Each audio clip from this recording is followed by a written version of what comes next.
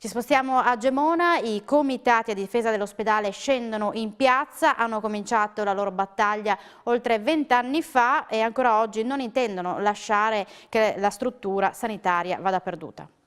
Siamo qua ormai da 3 anni, ma la lotta per l'ospedale di Gemona dura da ben 22 anni, dalla legge Fasolo del 95.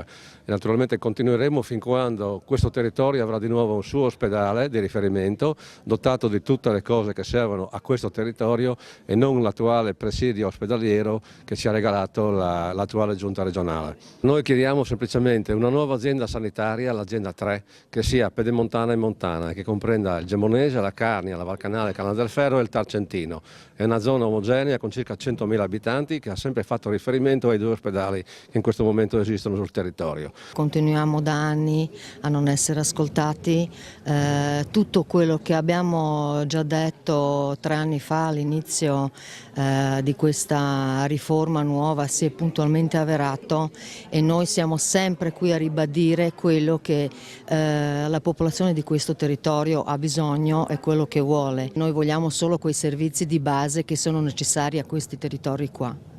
Non tutto è perduto secondo lei per l'ospedale di Gemona?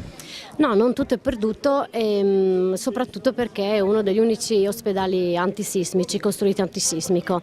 E noi, visto che la direzione sanitaria ha dichiarato che ci vogliono 13 milioni per adeguarlo antisismicamente, avremo 2 domande. La prima è quanto serve allora per adeguare gli altri ospedali, che antisismici costruiti interamente non lo sono, e soprattutto dove sono gli studi di vulnerabilità per poter dire una cosa del genere.